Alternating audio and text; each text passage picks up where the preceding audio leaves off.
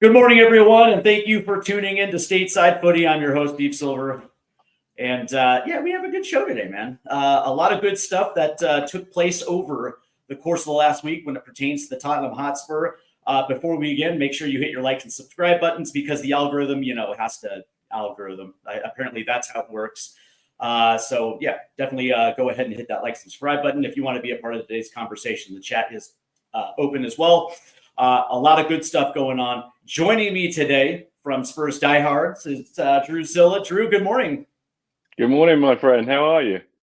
I can't complain. It's 8 o'clock here in the fighting town of Flint, Michigan. Yeah. We're doing what we do here in Flint, Michigan. So everything is pretty good. Also, potentially joining us a little bit later will be Dermot from Tottenham Hotspur, Till I Die. So yeah, good stuff going on today, and so I'm really excited about it. So Drew, apparently Tottenham played a game this last Thursday. They Not were in that you'd Stamford know. Bridge. Yeah, well, I know, not that you would know, because they no-showed a little bit. Now, the interesting thing about it was that took place after a 2-week FIFA international window break. Prior to that, they got dummied in West London to Fulham. Not exactly the way to bookend an international break, 2 losses. This is coming on the heels of one of the worst stretches in Tottenham Hotspur history, with the injury crisis and everything that has taken place this year. I want to get into this real quick before we get into the guts of this. Just give me a synopsis of the season for you. How has it been on your end? Was this something that you foresaw, considering last year in Ange's first season there also was a little bit of an injury crisis, and then of course that followed with a stretch of games to close out the season where the sharpness just wasn't there. Right. Was this something that you kind of were able to see, or were you excited to start the second year under Ange Postecoglou? To be fair, I mean, I certainly was excited. Last year, although we fell off a little bit, it gave me hope that we had, maybe if we were the Titanic, we weren't going to quite hit the iceberg like we thought we were going to. But unfortunately, I was concerned that we were going to go into the season light. I did think that we could have done with a couple more players. And when I say players, I mean kind of more senior players. I think Ange was let down horrifically by squad management. He probably won't come out and say that. He seems to be very much sort of play by the book. Like, I don't think he has a problem rattling cages. I just don't think he wants to rattle his boss's cage. So I don't know. I knew we were light, but I had no idea the impending doom that would come across us based on, just all of the injuries, and then the injuries compounding the injuries, and then getting to a point where we're essentially sitting there with the same 14 players with just recovery time. We're not even really training by all accounts, according to, most of the people behind the scenes. And unfortunately, it just got worse and worse and worse. And now, from my point of view, we're in a situation where, unfortunately, we're having to start from zero, where everybody else, no matter how bad their season's been, they still have a bit more of a sense of momentum than we do. Even the teams below us, the results might not be there, but they're still putting out consistent teams. They haven't quite been as ravaged as we have. And when you're talking Premier League football and sort of the percentages that these guys are playing and like the differences, unfortunately, I said a couple of months ago that this year was just about consolidating and just trying to. I mean, I didn't think there was any chance of us getting relegated. I still don't. But I mean, unfortunately, it's just a horrible topic to even be discussing. But I was about consolidating, trying to do well in the cups, and then just sort of resetting in the summer and just trying to see where we're at. Did I expect the fallout to be this bad? No. Was I sitting here a few days ago thinking to myself, my God, this might be worse than the Conte fallout? I don't know. I didn't expect to be here, I'll tell you that much. Yeah, what's interesting is I actually thought, in context, we kind of overachieved a little bit in the Cups, considering the injury crisis to get to within 90 minutes of Wembley. That is a testament to the guys that were left. One of the things that concerned me coming into the season was the things that concerned me at the beginning of the last season, when we had so many guys, leaving, and we didn't necessarily have the necessary right kind of guys coming through the door. A lot of positions didn't have deputies, and this last summer, that was still an issue. We didn't necessarily have Sonny's deputy. We didn't necessarily have Solanke's deputy, although we did have Richarlison. But that being said, every single time Richarlison steps on the pitch, he re-injures something that have gone for the next 12 games. And Brendan Johnson never really even had anybody that was willing to step up and challenge him. And so from that context, when we actually started dealing with the injury crisis, a lot of guys that I think we lost at 1.8 of our starting 11. And I don't care what sport you play. When you lose that much quality, you're going to suffer. The other thing that comes to mind is the fact that when we did start getting some of these guys back, I knew it was going to take some time, because a lot of these guys have to get built back up to a full 90. A lot of these guys have to regain their sharpness, and I think that was on full display on Thursday, was the fact that whatever momentum some of these guys got when they came back was quickly erased because of the 2-week international break, and now all of a sudden you have to start off from zero. I thought there was some decent individual performances on Thursday, but as a collective, I'm still scratching my head wondering where the commitment is. And to me, that's more important than any issue with Ange Postecoglou. I always get back to this law. I always get back to it. Whether you're Ange in or Ange out, you got to put that aside, because at the end of the day, these players are the ones that are responsible for getting those performances on the pitch.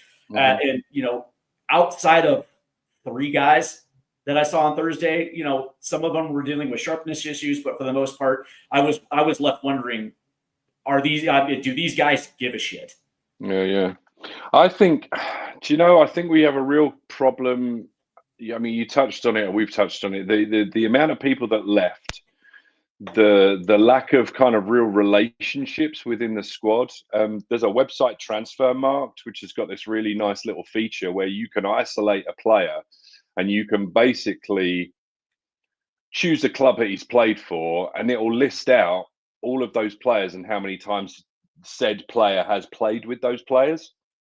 Now, at one point this season, we had a back 4 or back 5 that consisted of Kinski, Udogie, Danzo, Archie Gray, and Jed Spence.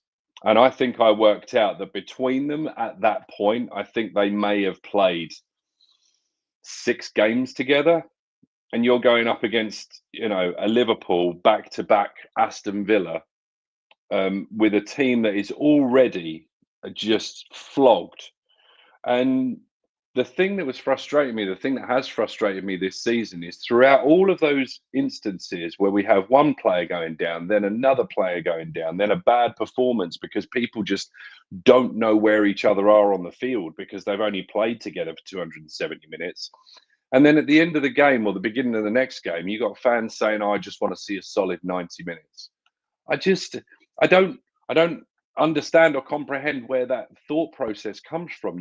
This team has been decimated, dismantled, crippled. I mean, use any, insert any words adjective, here. It's just been one thing after another. And I completely understand the commitment thing.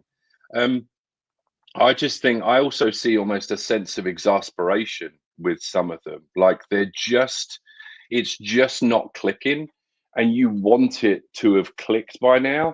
And I mean, even last season, people say, the injuries weren't as bad last season. We were only able to put out arguably our strongest first 11 6 times.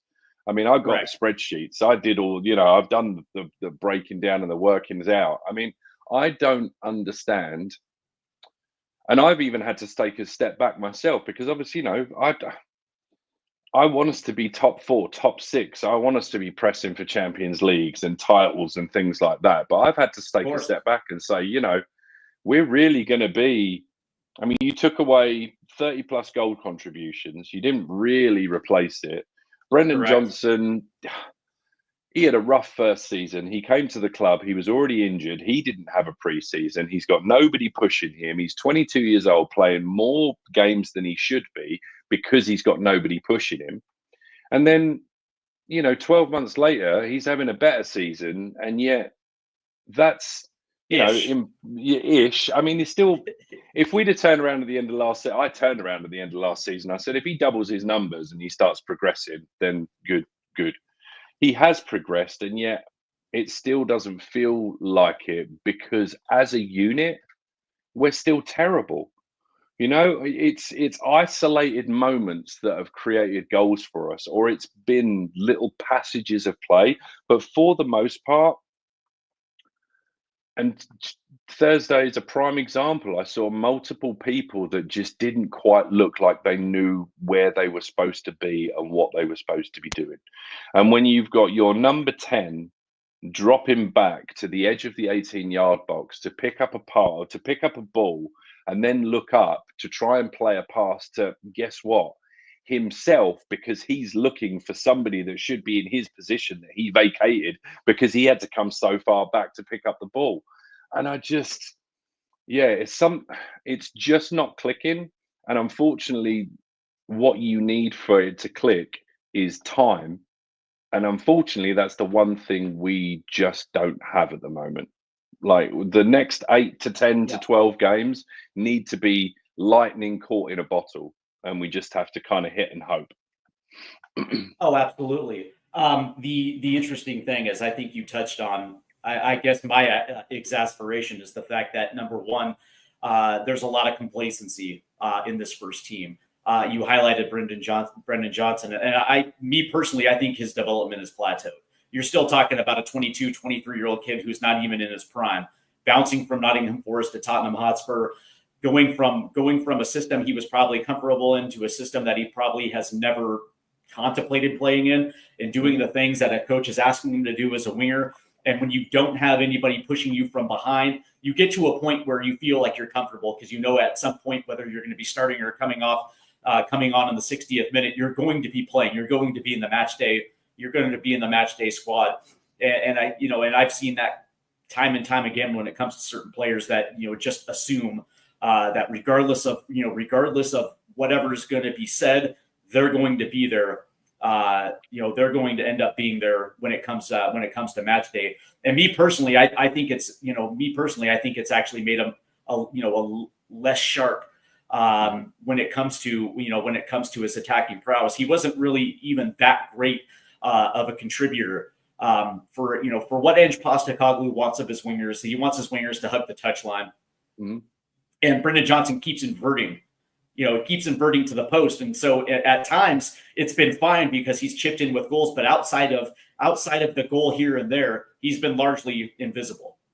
Yeah. I mean, on top of the fact that he leaves Pedro Porro on an island because he doesn't track back, right? Absolutely. People are, fans are upset about Pedro Porro in 1v1 defense, but you don't seem to understand that it's actually, the whole right side those two are actually teammates. Brendan Johnson's got to track back and cover that empty space so Pedro Porro doesn't get left on an island.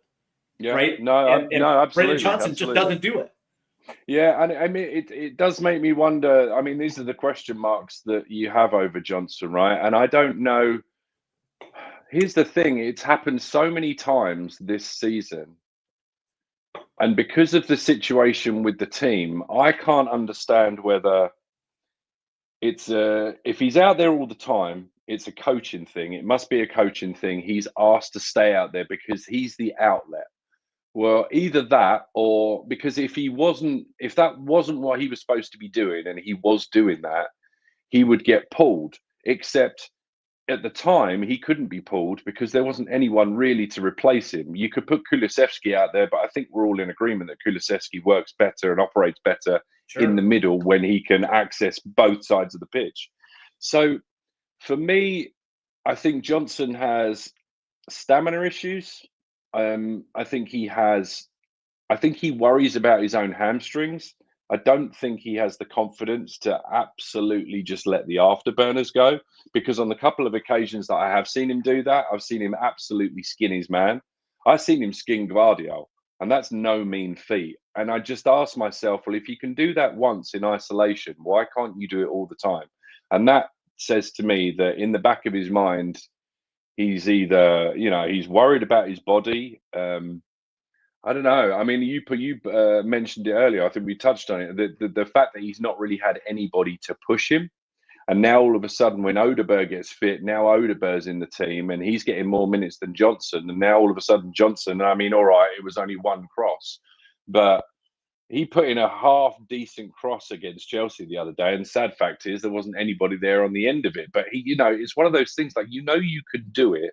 Maybe somebody starting in front of you is finally the catalyst for him to kind of pull his socks up and say, you know what, I'm going to have to be better, otherwise I'm not going to get anywhere. But I don't know. I've said a few times over the last couple of weeks, we are embryonic. If anyone comes in thinking that Odeberg at 19 years old, off of the back of a very serious injury, is going to come and just pull up trees, I mean, it's just not going to happen. We've only got one left-sided player in Sonny who's not having a good season. Werner's nowhere to be seen at the moment. Don't really have anybody else that can pick up that side. Yeah, I mean, as I say, we can go on and on. I mean, the list, the problems with this squad, how it's been managed, and it's, as I say, there are times I've never known it to be this bad. And I don't understand how it gets fixed this season. Really, I genuinely think it's still about consolidating. It's about hoping to God, we can. I mean, if we win that European Cup, I don't know. I might retire from football just because I don't think I'll have seen anything like it. Right? I think I might just walk away from it after that. But yeah, I don't quite know where the goals come from at the moment because we seem so disjointed up front. Chelsea made a mockery of our midfield with a couple of balls over the top. Things have got to get better, Steve. And we were told 3 or 4 weeks ago when players started coming back that things would get better. So I just got to hope that more minutes means more cohesion, and hopefully, we might see something that resembles a football team against Southampton. Because if we don't see something against Southampton, then I'll really be worried, because you would think that a group of players this talented should at least be able to just pull something together against those guys. But we'll see. Yeah. Yeah, and here we go. Yeah, there they are. There he is. Look at there he this is. guy. It's the Spurs YouTube legend Dermotron. Dermot, good morning. I hope everything is good with you, my guy. Yeah, fine. It's called being dad's taxis. That's my job this morning. The young lad came in. I need to drop him off to Wexford, which is about 30 kilometers away from where I live. So that's why I'm back late. And I swear to God, I am sick to death of Saturday drivers. They drive me mental. I mean, they're doing Saturday about 40 drivers, and an 80-kilometer thing. It drives me mad. But apart from that, I'm fine. Hang on. I'm just cupping my ear. Can I hear you? Yeah. Well, we started off by talking about the overall synopsis of the 2024-2025 season, and I asked Drew his thoughts on this season in totality, whether he saw this one coming. So I'm going to ask the same question with you. Like, if you had to, I guess sum up the 2024-2025 season up to this point. Did you see this coming? Was this were there signs that you saw coming into the season that possibly could lead to this? Just give us your general view. I didn't see it coming. I did not see this coming. I thought we were going to have a great season. I bounced into it optimistic we were going to do a double. I did. Drew knows what I'm like. Drew knows at the start of every season I'm like, right, the crowd's on. And then I thought, no, we're going to win I at the start of the season, I backed us to finish 4th, to win the League Cup and win the Europa League. That was my predictions coming into season. And then we've had what we've had, and it's just been a shit show. And I just want the season to end now. If the season ended tomorrow, I'd be very happy. I'd be quite happy. The only time I felt like this was when we, under Conte, I went to the AC Milan second leg for the Champions League. And me and Philip Brady, the channel was only young at the time. It was only me and Philip on it. And we both said, if it wasn't for the channel, we wouldn't want anything to do with Tottenham for the rest of that season. Yeah, and again, it's to the point now, if it wasn't for the channel, I wouldn't be bothered with tomorrow. It's a disgrace. It's an absolute disgrace. The football club is rotten from top to bottom. It's not just the manager, it's the players, it's the owners, it's the director of football, it's the Scott Munn. The whole lot need to go. It needs to be ripped down from top to bottom and start again. And it breaks my heart because, I mean, I love my club. We all love Tottenham Hotspur. We all love it. And me and Drew have been around the block enough to know what it's like back in the 90s. And I keep saying, I've seen a lot worse. I've never felt this disconnected from my football club than I feel right now. You know, I coming into the season, and good morning, audio artisan. Good to see you in the chat there. Coming into the season, I was a little concerned, and I'm going to tell you why. You know, following Ange Postecoglou for the time that I have, and knowing exactly how his squads are built, he generally likes to have a large squad. We're talking 35 plus. I think one of his squads topped out at 38. But he's also carried a little bit more of a veteran team. I think his average age for his winning seasons in Japan and Scotland were about 27 years old. And so he's has he had young players? Of course he has. But has he really been in charge of a full rebuild? Not really. And when you bring in a dude like Ange Postecoglou, you're signaling that you're trying to win trophies. Okay, great. That's fine and all. And so, coming into his first season with a lot of guys that that left the club, not too many incomings, and especially this last summer, where again you had a lot of outgoings and not so much incomings. I was a little concerned because a lot of key areas did not have a deputy.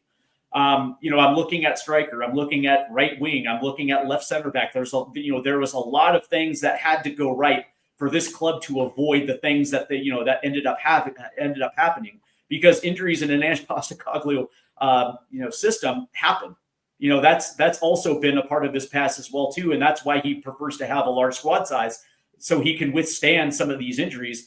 Now, that didn't happen, and so it begs the question whether or not him and his director of football are on the same page. That was one of the things that I've 100% wanted to know whether or not him and Johan Lange actually get along.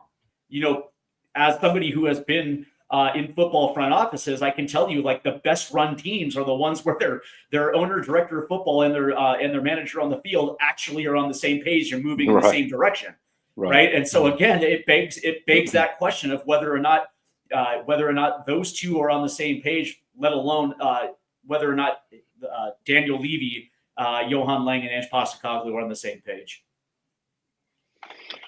Yeah, it would be nice to have a little bit more of an insight into that relationship, because I don't recall. I mean, even that lot down the road before Edu left, I mean, Arteta would always reference him, or always, they were in photos together and you saw them together. I've not seen that kind of, that media or that bit that the club put out that shows them together around a table, discussing contracts and things like that. So, yeah, I'm not entirely sure. And here's the thing, one of the things that does strike me with Ange and things like that is that he does tend to be a little bit standoffish in that regard.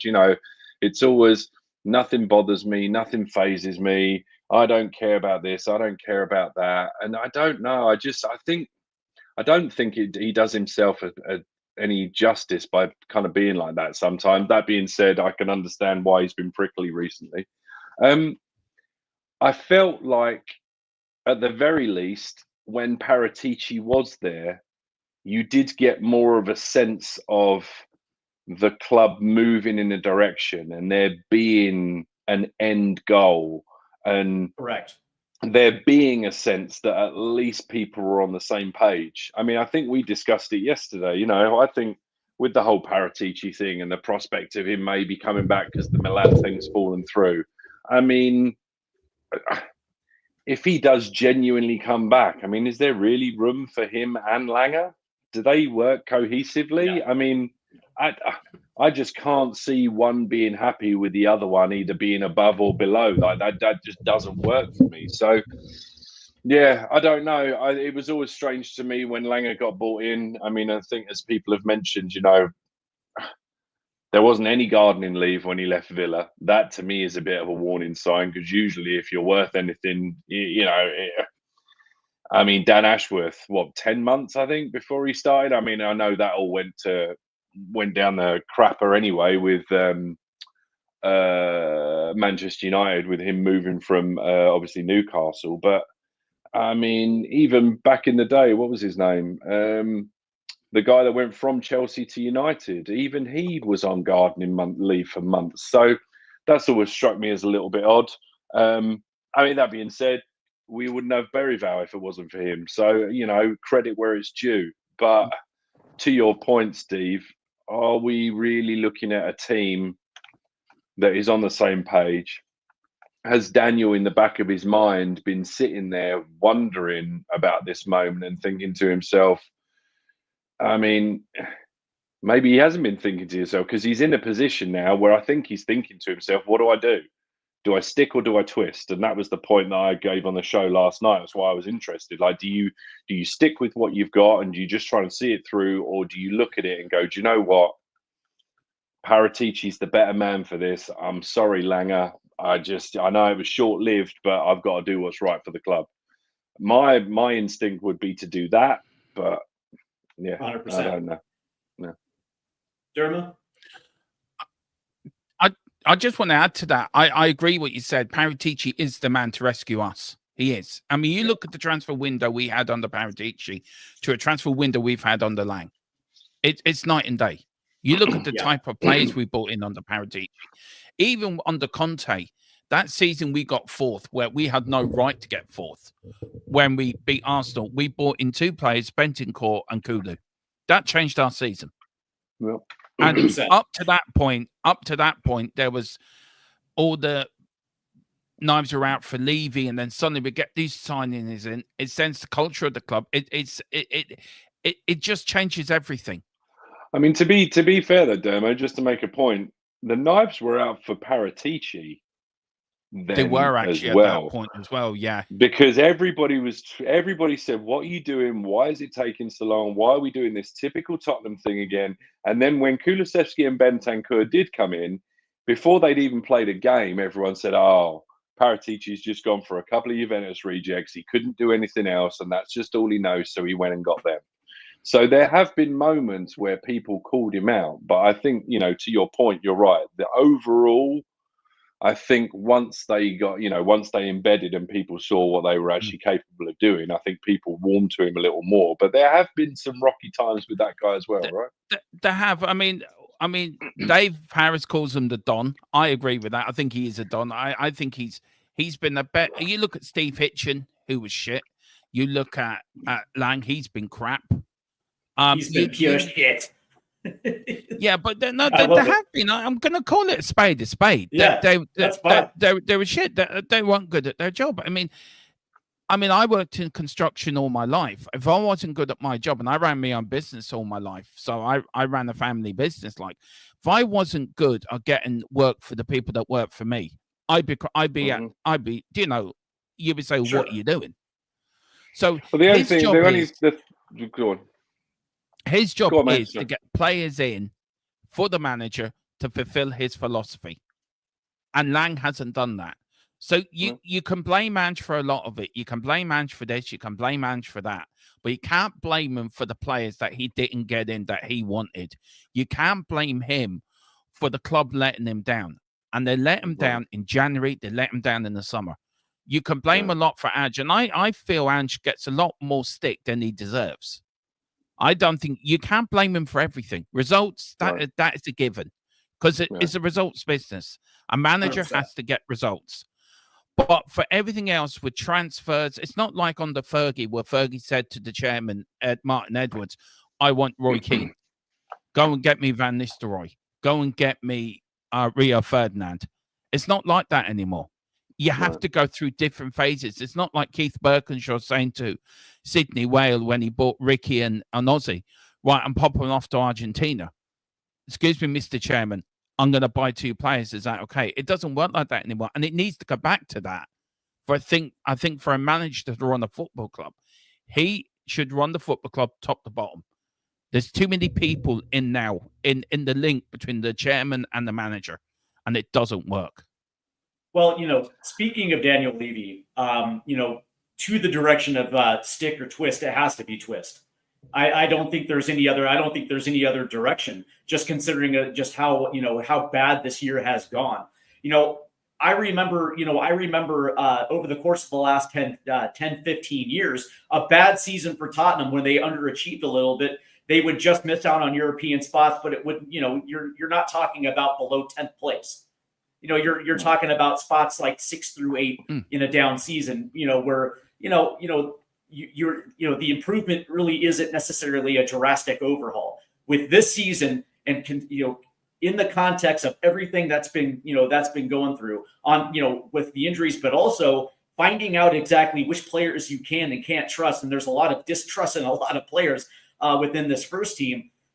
And you look at the disaster of the summer transfer window and then also the winter transfer window, and the fact that there was absolutely no relief for Ange Postecoglou in either window. You're in a position where you almost have to overhaul this front office, from the director of football all the way down. So from my standpoint, like, these seasons do happen from time to time, but when they do happen, you have to take a step back and be like, okay, well, at the apex of the problem, which, what was the problem? Is this just simply, we believe we have good players and the manager didn't get anything out of them, or does this go deeper? And quite frankly, it's 100% deeper. Because quite frankly, when you go into a rebuild and you reorganize your philosophy to say, like, listen, what we're going to do is we're going to focus on the academy and bringing young players. Everything has to reflect that down the chain. So that means you're going to, Johan Lang's assistants have to reflect that, and the manager on the field reflects that as well too. You don't bring in a guy who is more geared to larger squad sizes and more veteran players, and then ask him to do a job that he's never done before. You bring in somebody like a Pochettino, who historically has worked with younger players and actually has gotten the best out of them. To me, this is, yes, you can blame Ange for the results on the field, but this directly goes to Johan Lang. Wouldn't you? Yeah, I mean, Yeah, it does. yeah, I certainly believe that had we bought in, Archie Gray, Bergvall, Solanke, and maybe another right winger, somebody 25 to 28, European experience, another potentially left-sided centre-back, left-back, I don't know, a couple of those real problem areas, somebody that could play all across the front line. As I say, experience, somebody that had been there and done it. I certainly believe that we would be in a better position than we are. So I guess it could be a combination of, I think potentially a combination of Ange not quite trusting some players at the beginning of the season and maybe not rotating as well as he could have. But I think that's understandable when I think, again, Dave Harris, I think, has made a really good point that, and you made the good point that the average Ange team in terms of age is a little bit older than this. So maybe he had, and he was doing the politics thing. He wanted young players that he could mold. He was excited to be working with them. That's great. You want to say the right things. You don't want to spread negativity. What's the last thing you want? Sit there at the beginning of the transfer window. You pay 40,000 pound for Archie Gray or whatever it was, and Ange turns around and goes, well, no, I actually wanted a 28-year-old. Like, that just doesn't, unless you're Conte, that really doesn't happen. You kind of play within the parameters of, what you can say, right?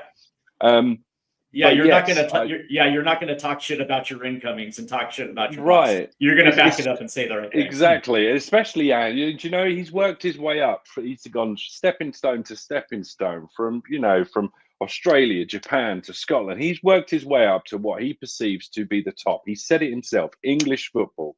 This was the holy grail for him. So he's going to toe the line to a certain extent, and you can't blame him. But yes, a combination of the squad not being strong enough going into the season, and Ange reluctantly, whether he likes it or not, whether we like it, not having what he perceived to be the players maybe to rotate in. A combination of those things, I think. And what that ultimately points to Langer, because he's the one that should be preparing the squad for Ange. And the fact that we've got 2 Premier League spots available, I think says it all. When we registered 23 players and we could have registered 25, says a lot. Absolutely. Hey guys, so something interesting happened over the course of the last week. The Tottenham Hotspur Football Club released their revenue figures for the fiscal period last year, and shows exactly what I think everybody understood that was going to show, which was a revenue, which is still this team. Their revenue draw is absolutely phenomenal, and it sparked Daniel Levy to come out and say in reaction to some of the fan angst of why this club isn't spending money. I think he came out and basically said, we can't spend money that we don't have, in the face of seeing a revenue spike. To me, this wasn't, this was much ado about nothing for me, although I understand the reaction from the fans. But that being said, Tottenham Hotspur operate pretty much like every other club in the Premier League, at least the top 6 club. These guys are 100% revenue driven. They're 100% profit driven. And so from that standpoint, to me, it wasn't that big. It wasn't that big of a surprise. What was a surprise was Daniel Levy trying to sell the point that he can't spend money that he doesn't have, and quite clearly it shows a profit gap where they actually do have room to go ahead and do that. I'm curious to find out your take, Derma, when those numbers were released, and how First of all, how you felt about the numbers itself, and then also the comments from Daniel Levy. Look, Tottenham makes a lot of money every year when it comes to the other activities in the club. Now you look at Aston Villa. This summer they got Black Sabbath playing at their stadium. So other Premier League clubs now are following the sort of what Daniel Levy has done at Tottenham. And I've got no problem with that. I've got no problem with the go-kart track. I've got no problem. I'm a massive F1 nut as well. So for me, it's a win-win for me. I get F1 and Tottenham, one place. Lovely. I've got no problems with the Legends tours, with the Skywalk. I've got no problem. The stadium stays empty for a majority of the year anyway. So why not make money? Why not do concerts and boxing 100%. Events? I got no problem with that. I think it's very popular in America, isn't it? It's more of an American model that they will use. So I think it's the right thing. As long as the revenue goes into the right places. Now, I know when NFL comes or when the boxing comes, it's the promoter that gets the money. Tottenham just get the money from people spend the money within the stadium, and they get a percentage of the receipts of what they sell at the box office, if you know what I mean. So that's fine. What I do have a problem is we could have spent up to 400 million against FFP. We could have spent up to 150 million against PSR in January. Mm-hmm. I want that spent. I want ambition over being an accountant. You look at Aston Villa, they're 95%. Their wage bracket is 95% against their general income. They're going to lose loads of money. but they're in the Champions League quarter-final and then FA Cup semi-final, going for the Champions League again. Chelsea, who I cannot stand, are in so much debt, it's unreal, but they're going to probably be in the Champions League, up there. I'm sick of hearing we can only spend within our means. I'm sick of it. I'm sick of hearing it. But I come from a time where I can remember my club nearly going out of existence, where Ivan Scholar brought us to the brink of destruction, where there wouldn't be a Tottenham Hotspur Football Club. We wouldn't be doing this podcast. We'd be all supporting different teams. So I do look back to that and thinking, look, I've been at the depths where this club's then going out of business, and it's taken us 30-odd years to get back on our feet and go back to be one of the biggest clubs in the Premier League. I got no problem of financial sensibility of doing it right, but you also got to match it with ambition. You got to match it with, okay, let's go for it. Let's spend the hell with FFP. Let's go as tight as we can to it, and let's get the players in, and let's go for it. And I think Daniel Levy, in my view, he uses this every time, every year. We can only spend what we can afford. We can only spend what we can afford. I'm sick of hearing it. I am sick of hearing that, and I want it to stop. I want them just to go out one year and say, right, there's 500 million. Go for it. Go. There's your 400 million. Go for it. And look, as I said before, look, as I know, the takeover is going to happen. I know that, and I've had sort of confirmation more this week. It is going to happen. Daniel Levy will be taking an advisory role. And you watch these new owners come in. We discussed it last week, Steve. You watch these new owners come in. They're not going to want to be second best behind a Qatari or a Man City and that. They're going to want to be the best of the best. And you watch us go. And you watch us spend money.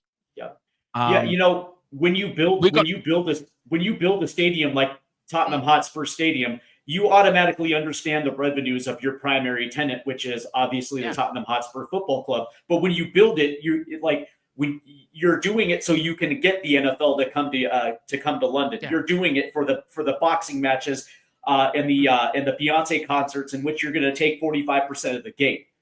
You're doing it to draw in those extra revenues. And Drew, is this, those statements to you, is this Daniel Levy just not wanting to spend his own money? I don't think Daniel's got much money of his own to spend. Well, I'm talking about the football club. Right. I mean, I've got a slightly different view to Dermot, because my concern is that we aren't consistent enough as a football team right now for next year, for example, to be the year for Daniel to turn around and say, there's 500 million, go and spend it. Because the problem is, you can only do that. And I don't even think you can go out and spend 500 million because of the rules. But we're not stable enough to be that flippant with the money, in my opinion. We don't have a stable enough grounding. If we did, we would be able to go out and spend 100 million on one player, because the team would only need one player, and it would be the player that costs 100 million, because we were that good. We're not there. And the problem that I've got is that if we decided to go and do all that and, put everything on red or everything on black or whatever, and it didn't work, the ramifications of that are so extreme. Like, Aston Villa are currently in 7th. They're not qualifying for the Champions League again this year. So unless they win it, they're not going to be back in it. They're at 97% of their ratio, like wage to earnings. They're going to have to sell a couple of key players next year to balance the books. And if they keep playing this game, then they're going to have to keep doing that, which ultimately, as far as I'm concerned, that kind of makes them a selling club.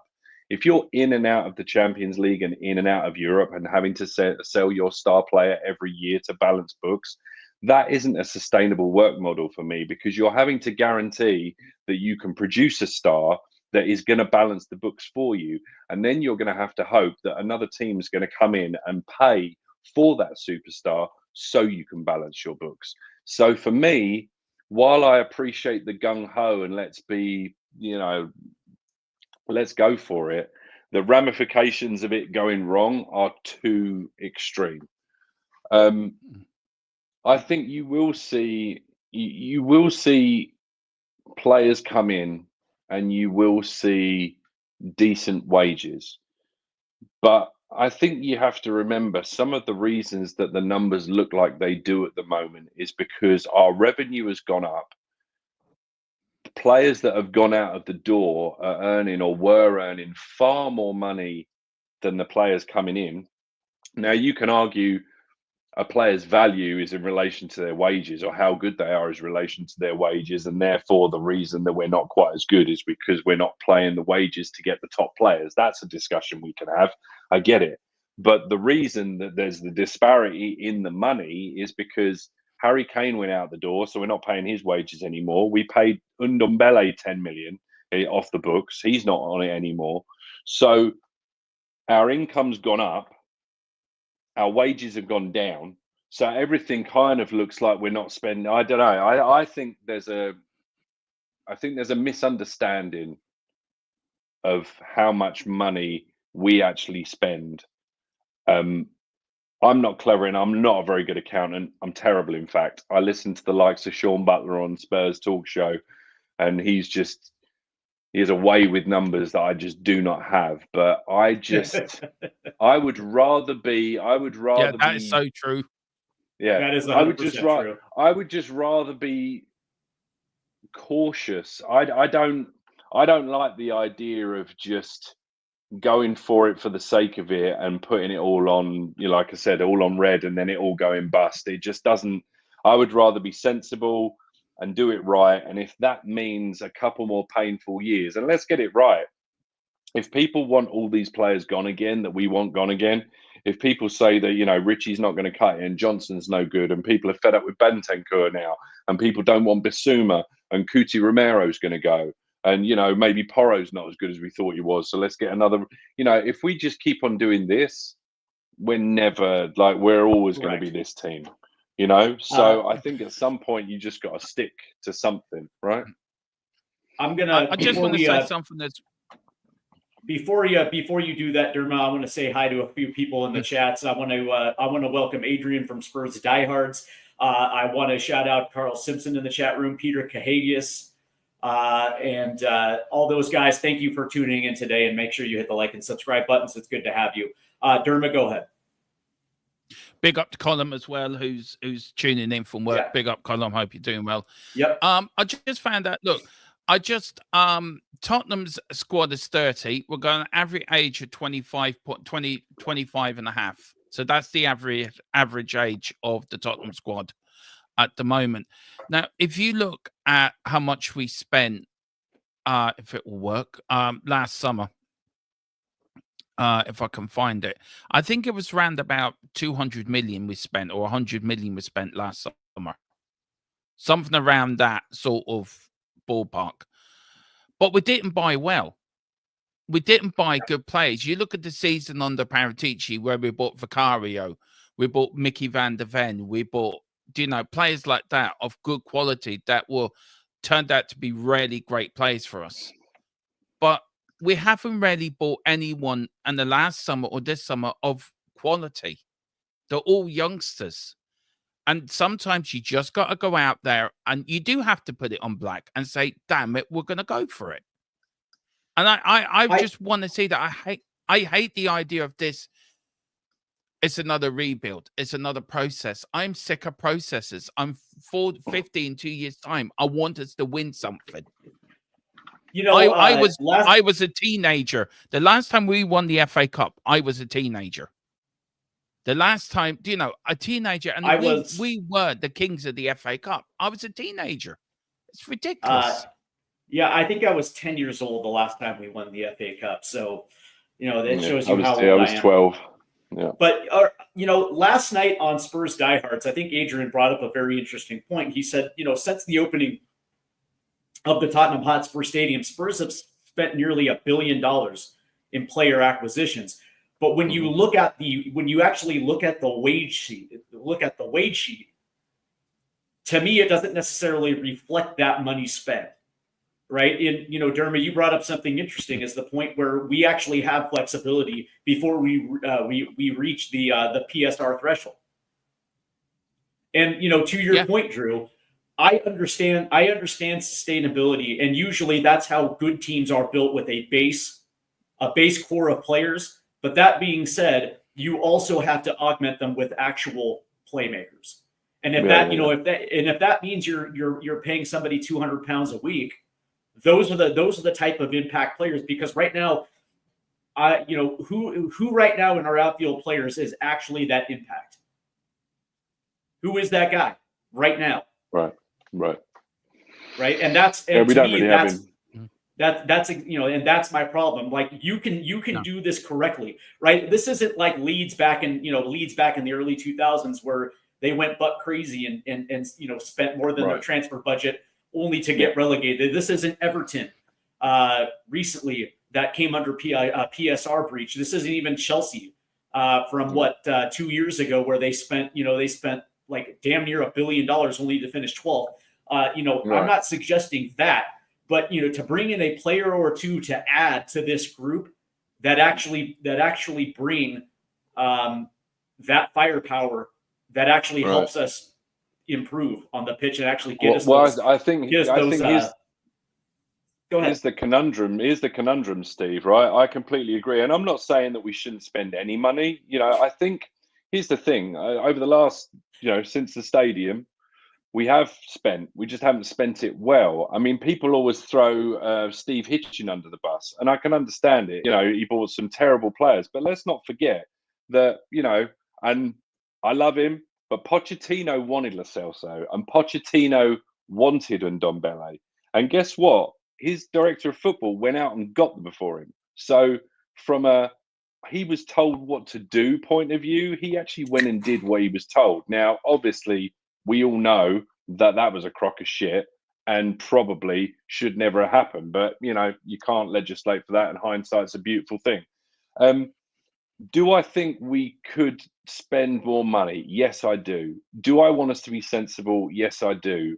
97%, this whole Aston Villa thing, it would just be too close to the edge, given how inconsistent we are, right? Because we're relying on too many things going right for us. But I would like to, if we could push, I think, is our wage to turnover ratio something like 42% or 43%. And I think that if that could be pushed up to 55 or 60, and we could get a couple of players on, 200, 250 grand a week, 280 grand a week, that would really push us into the next level of being a team, I'm all for it. The conundrum or the problem is that we're, I think, too inconsistent to go out and get a couple of those players that would do that for us, because I don't see those players as yet. We're not a good sell at the moment. We're not a good enough team to go and get those players. So while people turn around and say, "Oh, just pay the money, just get it done," we've seen it before when we say, "Okay, well, let's go and get Diaz." And then Liverpool realise that we're going to get a player that they want to get. So they say, "Hey, but remember us, we're kind of a bit bigger than these guys." And he's like, "Oh, yeah, well, I'll come to you." Like, I just don't know that we're there. I think we suffer from we've got a bit of an identity crisis, to be honest with you. It was the same thing for Bruno Fernandes as well, too. Yeah. I slightly disagree. Well, I do agree with you in some what you said, Drew. I slightly disagree about selling. I think it's down to your director of football to sell the club, to sell the dream. Andrew was able to sell players, to get players in. This is my philosophy. He got James Madison in because he sold them a dream. This is what we're doing. This is where we're going. It's down to your director of football to do that job. Lang couldn't do that job for a couple of transfers in the January window. It had to take Levy going over and then a phone call from Ange to get the Danso deal done. Where the director Matisse Tell. I mean, Yeah, my that was my problem with those two examples is that James Maddison had just been relegated. Mhm. I think he would have taken any other.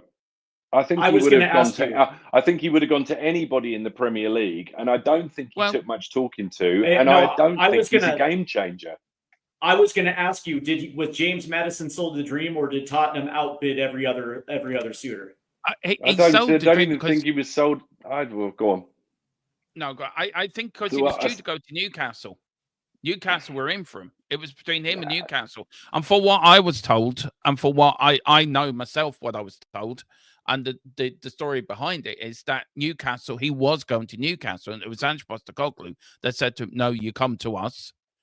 And we and also London Life does sell itself, as I mean, Audio yeah. Well, says. that's the line. That's the line we're fed. He said, "Come to us," because he was about to join Newcastle. But you just said that London is a pull. So if you're sitting there as James Maddison, you've just been relegated. You know that other teams are going to be in for you. You might well have an interest in going to Newcastle, but as soon as a London club whispers your name, you change your mind and you say, no, thanks, I'll go to London because the pull of London's greater. So, with all the greatest respect in the world to Tottenham and the badge, was it really that difficult to convince the guy from the south whose wife wanted to go back to London to come to Tottenham? And I double down, is he the game changer? Is he, if we're talking about players that should be on 250 grand a week that are going to change the identity of this team and drag us into another stratosphere, is James Maddison that guy? Because I don't think he is, and I don't think he ever was. No, as a matter of fact, again, and I will say this until I'm blue in the face. If Spurs get an offer for Maddison this upcoming summer, I'm taking that, because there are far better options out there for Spurs, and actually gettable options that actually improve this team. But I want to get to something real quick, because when you look at some of the players that are already in place, guys like Destiny Udogie, Pedro Porro, Mikey Van de Ven, Dejan Kulusevski. You look at the two young kids in Bergvall and Archie Gray, and of course Mikey Mora. I mean, that right there that's a good core to build around. That's actually a very solid core to build around. And so, Derma, when you talk about the gap to the PSR level, it's not only do you have to sell it, but that being said, having the funds available to potentially outbid somebody, there is a potential where you could bring in an Eze, you could bring in a Christian Pulisic, or even, I mean, dare I say it, maybe even a Nico Williams to add to this core, and you're still in a financial position to actually add some more, come the next winter window. That's the to me, that is the biggest point that's worth talking about, is the fact that Spurs have a wide margin available to spend, where they're able to outspend Arsenal, Liverpool, Man City. Yeah, I mean, they do. I mean, it's also down to, I mean, people seem to forget that Daniel Levy isn't the money man at the club. Joe Lewis owns most of Tottenham Hotspur. Levy's only a minority, so it's down to Joe Lewis to pump money into the club to buy these players, and he doesn't. So we now have to work on a platform of getting our own money, of self. I'd forget the word, but making our own money. We also got a debt to pay in the stadium, which people don't seem to forget as well, which I know we got it at a low rate. We do have debts to pay as well, but we don't have somebody to pump in. Joe Lewis say, "Oh, here's $1 billion." He could well afford that, But it's down to Joe Lewis that he's the man. He's the man that should be pumping the money in, and he doesn't bother. So it's down to Daniel Levy to work out, right, how are we going to raise money to buy for transfers? And he's an accountant. He's not a football man. He's an accountant. So he's going to think an accountant way. He's going to think, I'm going to spend just enough money so we can make a profit every season, and I can make a wage for myself. I want us to go out and buy an Eze. We should have bought Eze last summer. We should have gone out and bought these players last summer. We should have. If we wanted to build on what we finished in 5th last year, we should have built on it, buying an Eze, buying these players, but we didn't. For whatever reason. And it's the same old every year. It's the same old every transfer window. End of every season. We just don't spend money. Because we've got an owner that's not true. We spent $1 billion and $87 since on what? It doesn't matter. You can't say we don't spend money. You can say we spend money badly, but you can't say but that's fine. That's fine. But you can't. And I tell you one thing now. I'd rather have White Hart Lane and a really great Tottenham side than this stadium and the crap we've been watching. I'd rather have the old stadium. That's completely fair. I'd rather have White Hart Lane and have a title winning side than have. Look at the side we had the last season at the Lane. We went on beating at the Lane. We didn't lose one game that last season at the Lane. We had a decent team.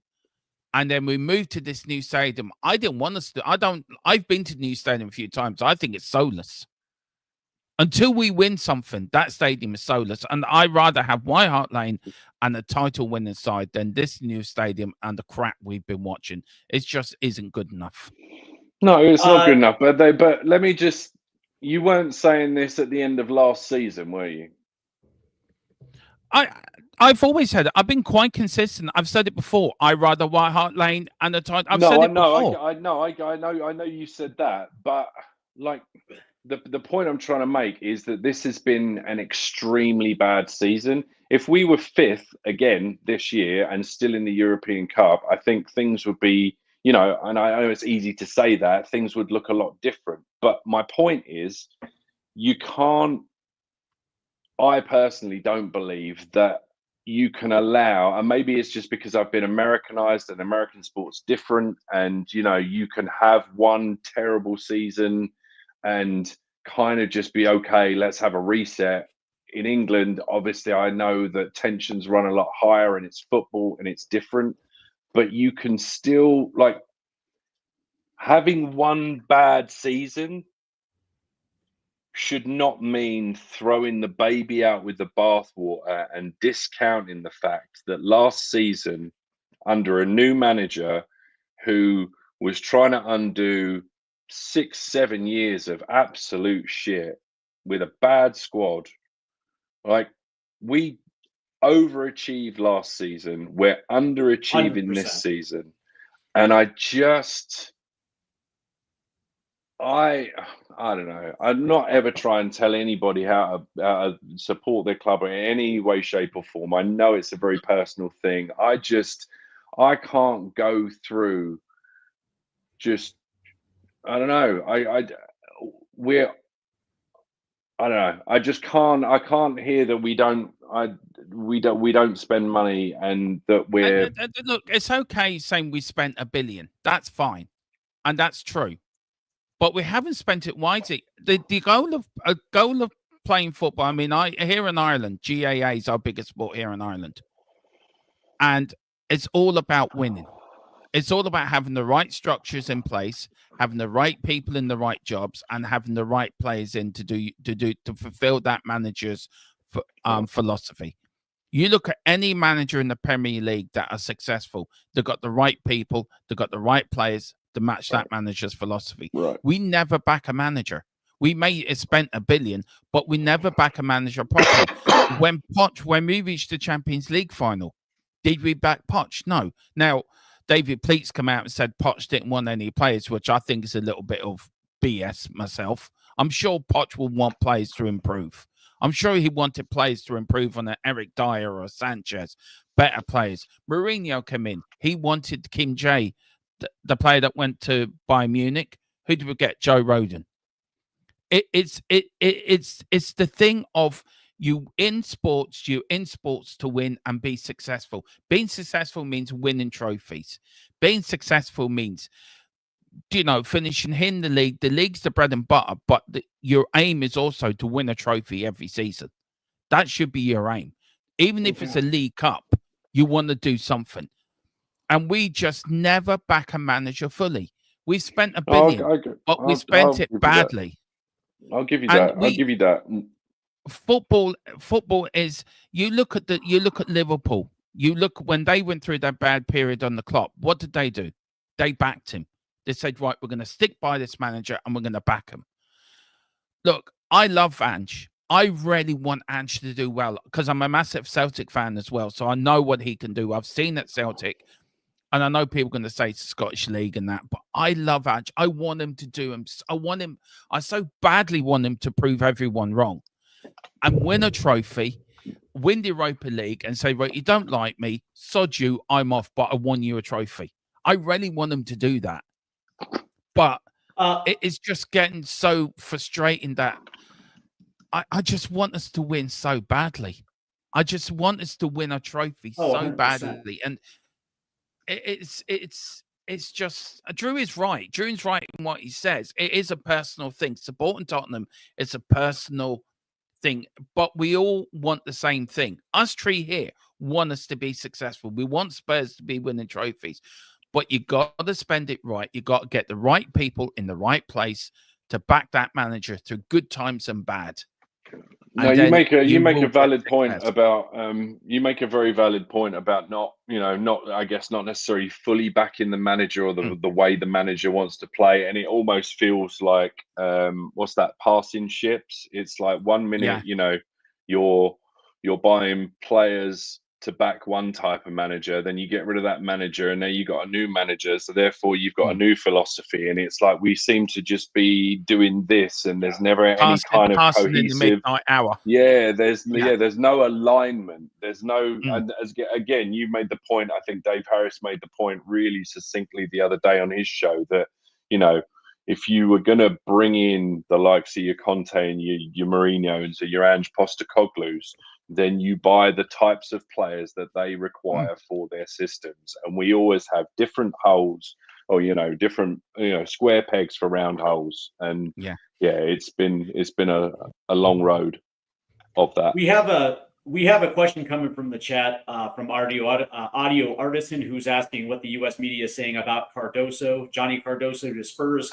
The media itself really hasn't necessarily been talking about that as much as pundits and also U.S. men's national team fans talking about it. Johnny Cardoso, a very good young CDM, which would actually be a good fit for Tottenham Hotspur just from the point of competition within that group. A young developing CDM. Who is actually a very good passer. He has all the technical skills, so I hope that answers your question. I actually think that would be a very, very promising signing to bring to this young core that's already in place. But I want to ask this question before we move on to tomorrow's match versus Southampton. I have to ask this question. And Derma, I'm going to start with you, but Drew, I'm also curious to find out how you feel about this. But as of right now, as of today, what actually is the identity of this football club?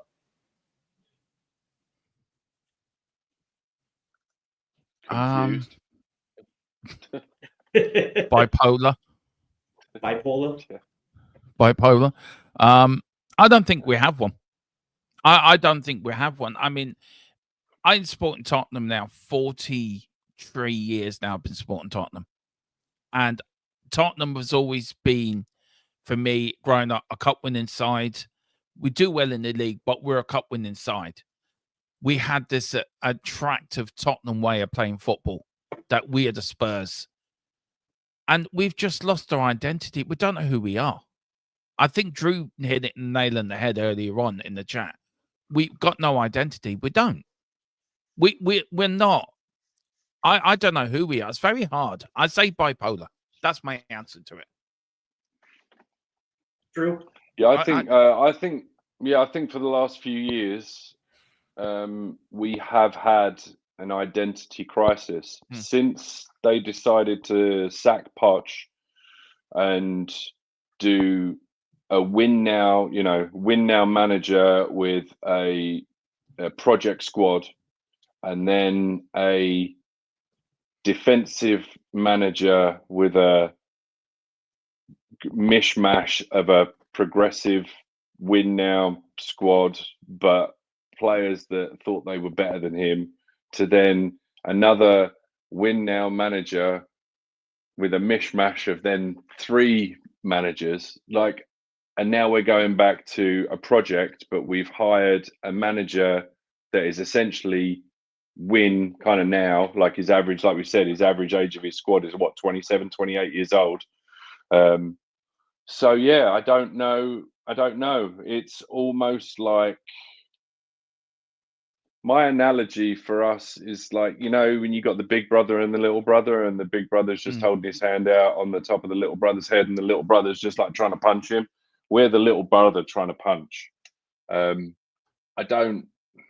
When I see us on the field, we have flashes of moments where it looks like we know what we want to do.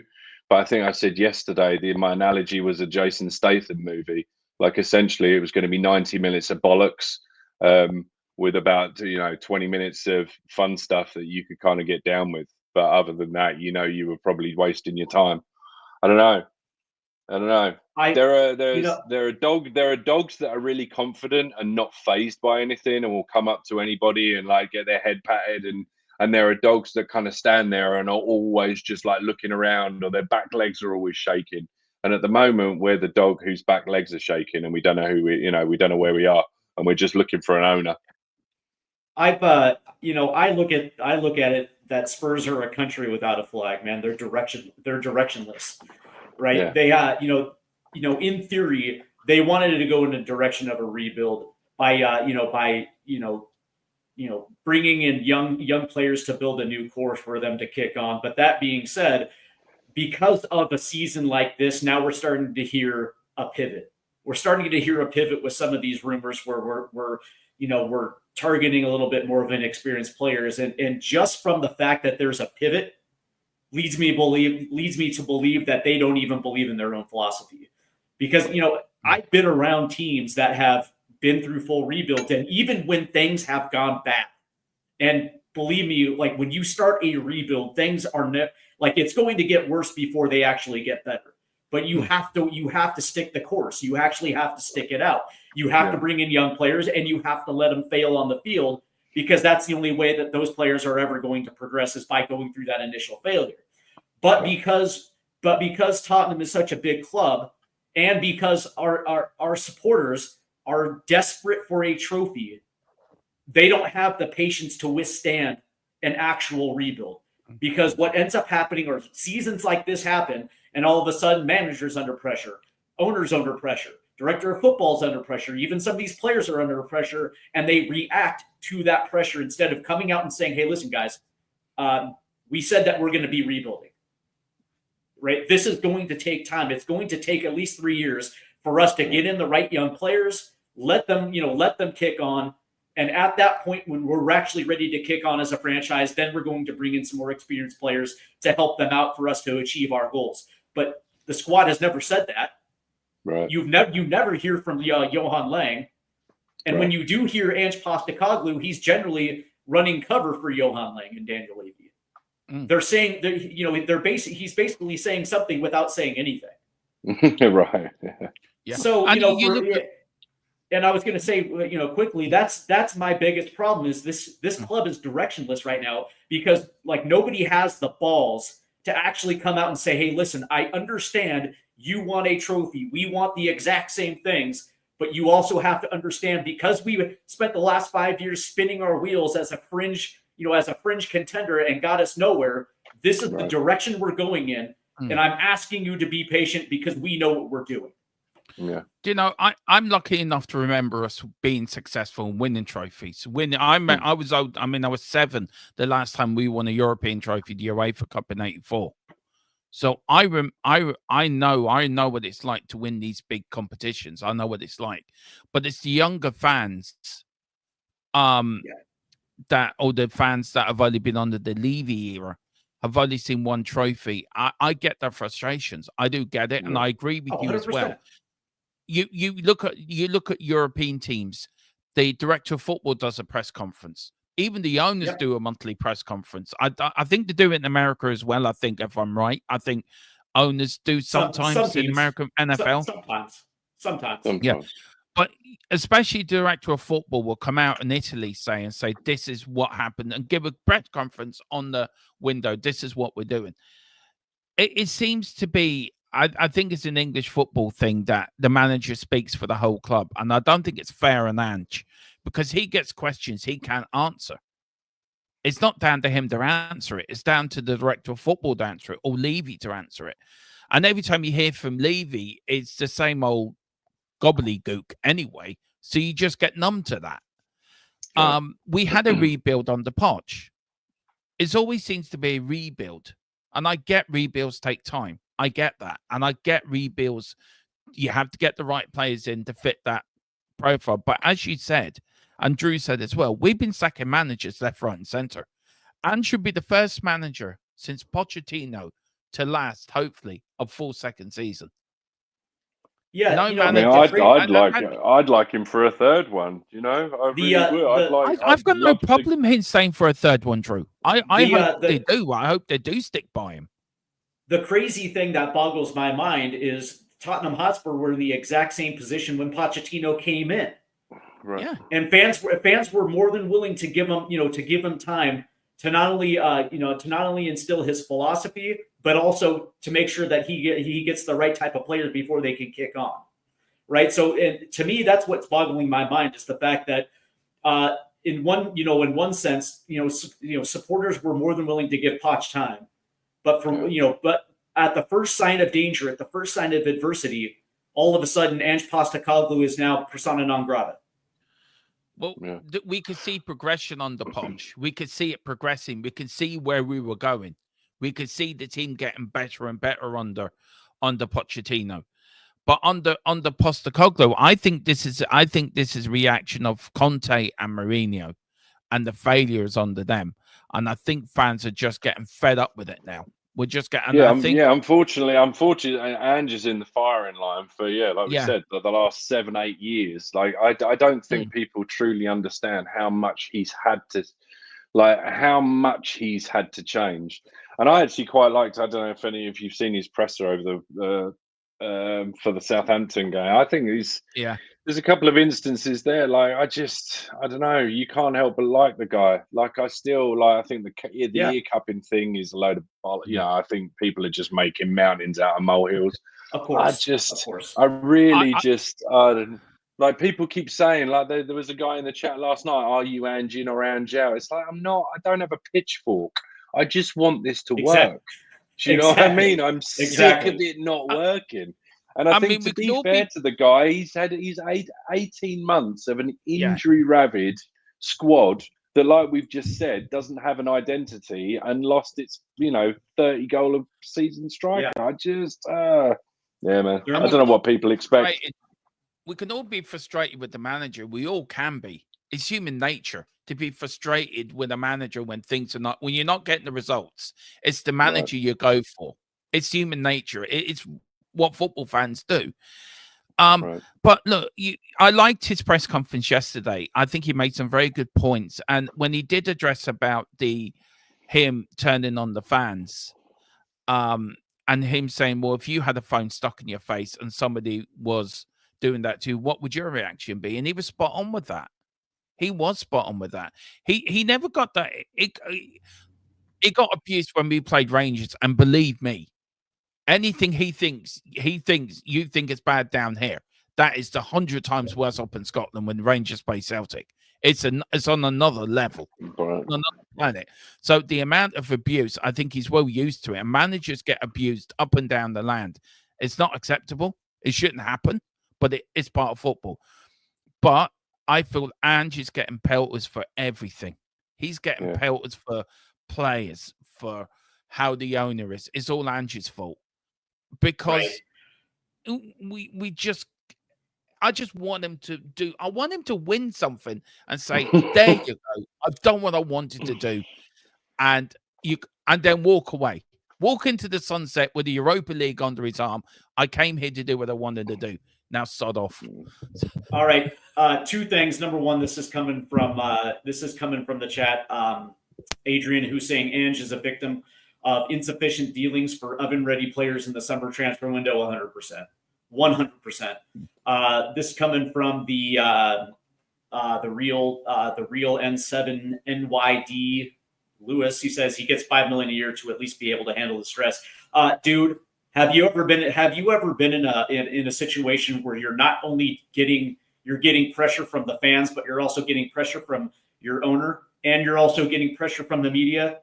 I guarantee you can try to be as level-headed as you want and be non-confrontational, but as this continues to go every single week after week after week after week, sometimes that stress kind of boils over a little bit. I'm just saying, man. I don't wish what's happening to Ange Postecoglou on any of my worst enemies. But I will say this though, that I'm not. That's the thing, is I'm neither Ange in nor Ange out. Like, I just want, like, that's the thing. I think Adrian brought this up last night, and he was just saying, like, listen, throughout the history of Tottenham Hotspur, you never questioned the chairman. As a matter of fact, there was a point where he was saying that there was a time where you probably didn't even know who the chairman was, and that you always supported the manager, regardless of whether you liked him or not. You're there to support the club, and by extension, the manager itself. And I'm kind of in that. I'm in that area.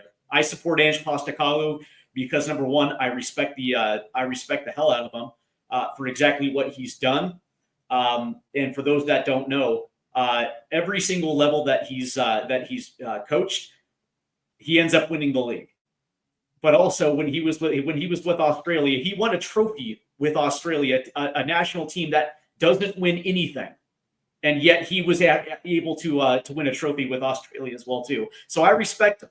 I respect the hell out of him. And at the end of the day, just like Dermot, I would love to see him hold up a trophy at the end of the season, just so he can give it back to those that are continuously second guessing him. I think that would be poetic, and I also think it would be deserving considering everything what Spurs have gone through this season. I think that would be just a phenomenal ending to the season. But also, if he does that, he's going to be back for a third year guaranteed. Yeah, I think the real Yeg come back to you with a comment. He got back to you. Well, that's it. I work in an operating theater. I want to know. You want to know about stress? Yeah. I'll tell you what. First of all, big up and thank you very much for tuning in. But let me ask you, because I think you've kind of contrary to your point, right? So, if you were paid whatever you were paid now, and then you were paid $5 million to do the same thing, are you saying that the stress of your job would be different because you were paid like you would whistle while you worked and kind of juggle scalpels because you were being paid $5 million? The stress would still be the stress, right? So it kind of doesn't really matter what you're paid. So you kind of I think you just made your own point, sort of, but not. But anyway, big up. Really appreciate you tuning in. Yeah, for sure. Yeah. I know he comes into my chat quite a lot, so I know him quite well. So he's always puts in good points. Big up, lad. Appreciate it. I got to the point where when I ran my own business, it is stress. There's stress in anything you do. There's stress in life, and it's how you manage that stress. But if you're under a football club where you haven't won, you're in the bottom, you're in 14th in the league, you've had all these. It's what we do to our managers, isn't it? Between us, the board, between the fans, the board, lazy players. These are lazy players. They don't want to play. Between all of that, I mean, we are just a bit of a basket case of a club, right? I mean, yeah. I mean, really are. Go ahead, Dermot. I can get he's under stress. I get that, and it is stressful being a football manager. But I think he doesn't help himself No, sometimes. there have been times I completely And I will. agree with you. Cup in the year, I think it's been. I said to Dave today, it's been blown out of all proportion. To Dave, then pointed out to me, if Stephen Kenny, who was the Ireland manager, did that, what would you do? I said I'd probably be shouting abuse at him. But I never liked Stephen Kenny anyway. He's a crap manager. Yeah. But I yeah, just, I think I just really wish it had been. I don't know, man. When you've got a bunch of people singing, you don't know what you're doing, and then you score a goal, you cup your ear. Like if that goal hadn't been disallowed, I could just see that all being taken in just like banter. 100%. Do you know what I mean? Yeah, It's 100%. banter. But because we're on such a knife edge of just, I don't know where we're at. You know, all of a sudden the goal gets taken away and it's just taken out of proportion even more. I think I don't know. I don't know. I mean, I how don't know. long it took to disallow that goal? I mean, I thought it was a good goal. I Yeah. wouldn't have disallowed it personally. I mean, 5 years ago, that goal would have been given. 10 years ago, that would have been given. It was the length of time it took. I mean, you don't need to be a rocket scientist. The referee should be refereeing the match, not VAR. VAR But is. what's I agree with Ange with this. He's killing. but It's what's killing the game. crazy what's crazy about it is the ref initially didn't blow his whistle. He allowed it to happen, and he allowed Mark Cucurella to talk him into a VAR. That was the interesting thing about it is he overruled his own decision.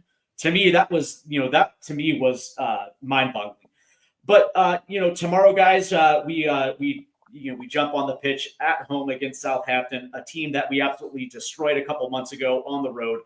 As a matter of fact, that loss to Tottenham back then ended up getting their manager sacked right after the game. Southampton is just not me. Listen, I can appreciate the fact that they found themselves back into the Premier League. It's always nice to see promoted teams, but we understand how this works now in modern football. Usually, those promoted teams are generally going to go right back down. We're now in an era where there's always going to be yo-yo teams, and to me, Southampton has yo-yo written all over it. I don't necessarily think this tomorrow's match is going to be that big of a worry.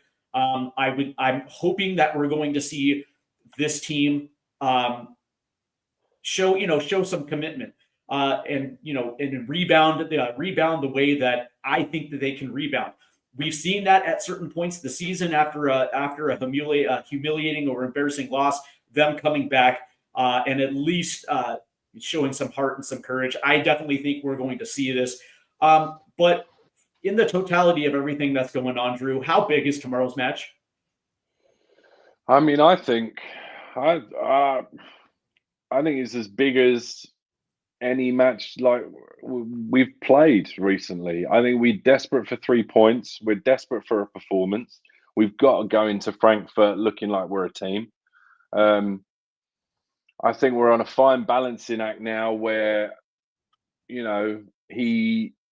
he doesn't want his fresh players losing minutes, but he needs to give minutes to players that need minutes. So, I mean, the whole thing's precarious. Like, I wouldn't want to be anywhere near having to manage the minutes and the legs of this team at the moment. Like, I don't think people are truly understanding, like, just how bad some of these players are. I mean, people were saying, why was, before the international break, who was it? Was it Fulham when Romero gets taken off and then we concede the goal? And people are saying, "Oh, why is Romero getting taken off?" Da da da da. Romero was in the red. Romero had to come off based on sports science. It's not like, and this is another thing that gets thrown at Ange. It's like, why did you take him off? It's like he's kind of had no choice. Thankfully, Romero's now back. He did the 290 minutes. He's done a couple of 90 minutes for us, I think, or at least he's done the 90 minutes. He'll probably do 90 minutes again tomorrow. So I think he's basically sort of back to match fitness. But yeah, man, it's huge. If £3 million is a spot in the league, there's potentially, 9 to 12 million pounds left on the table for us to get as high up in the league as possible. I mean, I think from a Tottenham Hotspur trying to, put something on their name again and just, keep their chin up. I think it's got to be 3 points, man. It's got to be. Gotta be. And a Dermot? performance, absolutely a performance. I don't want headless chickens in midfield. People have got to start looking like they actually know what they're doing. Like there's got to be, I really, really want to see like 60, 70 minutes of, unadulterated Tottenham pressure. Dermot? For me, look, I just want to win.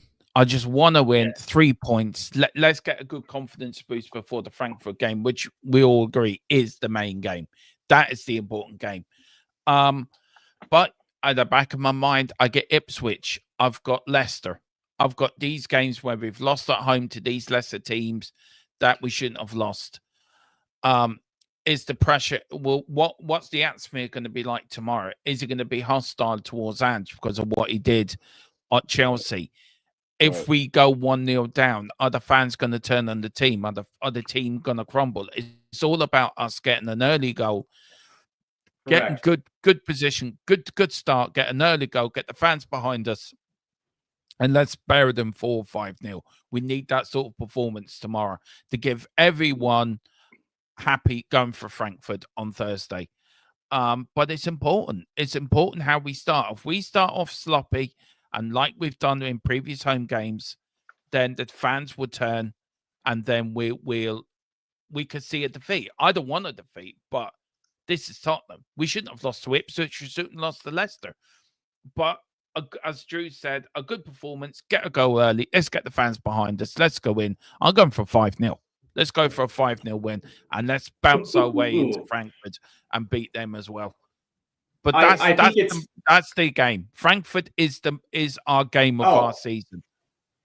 Without a doubt. But I will say that, Drew brings up a very interesting point, and it goes to the fact that on top of the fact that, Frankfurt, both legs are equally as important. But that being said, the league is also important as well, too. Yeah, it is. One of the things that Ange has to balance is obviously minutes, but also results, because one of the things that can't happen is this, the ship sinks even further to the point where we're actually back in a potential relegation talk.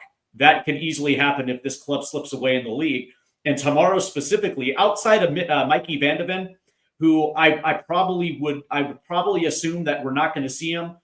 Outside of that, Ange kind of has to put his best team on the field, even if it is for 60 minutes. Because one of the, you hit it right on the head. One of the things that Tottenham has not shown is their ability to start quick.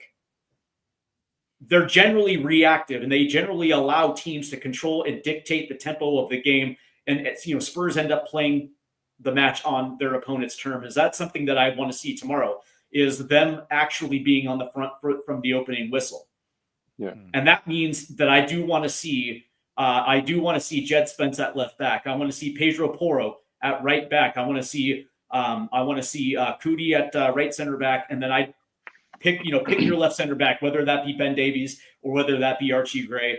And I did hear, I think we heard last night that maybe we might not see Madison, but I kind of want to see Madison along with Sarr, and then Lucas Bergvall.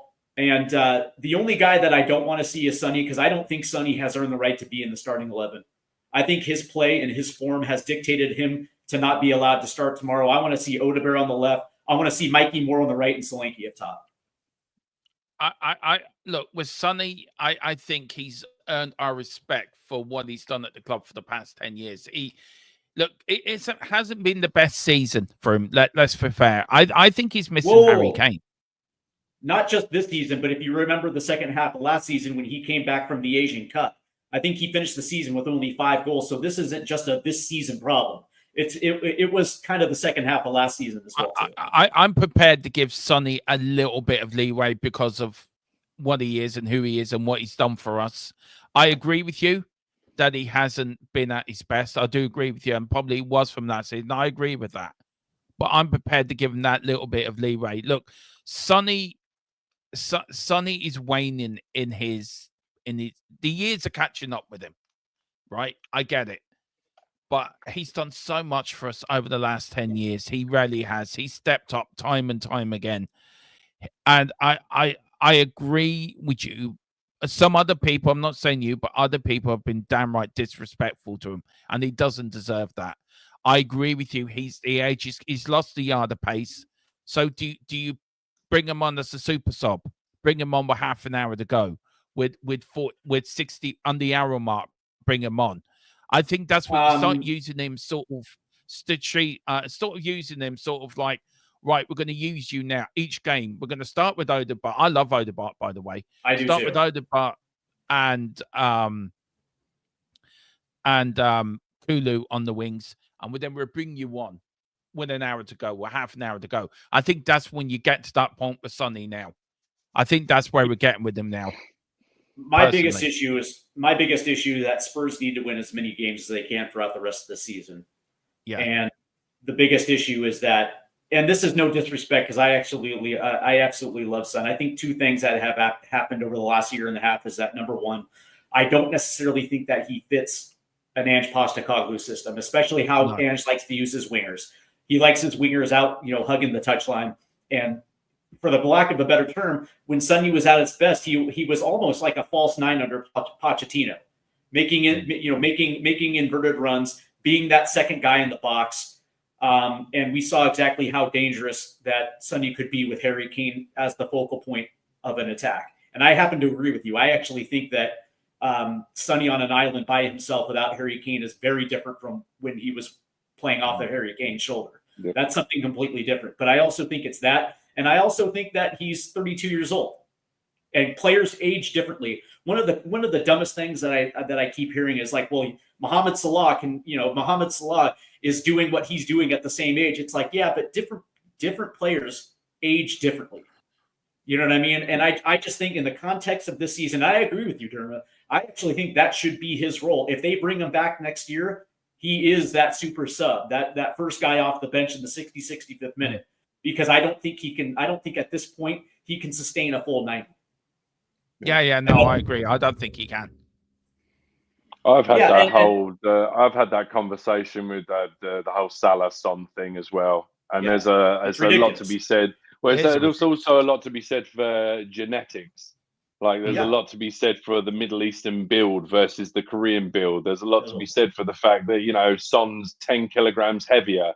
He's 6'2" as opposed to Salah being about 5'10". The slight build versus stocky build. Like it's just, it's ridiculous. So I just look in the context of tomorrow. Ange Postecoglou has to weigh Thursday's match against Eintracht Frankfurt, but also getting 3 points in the league. Yeah.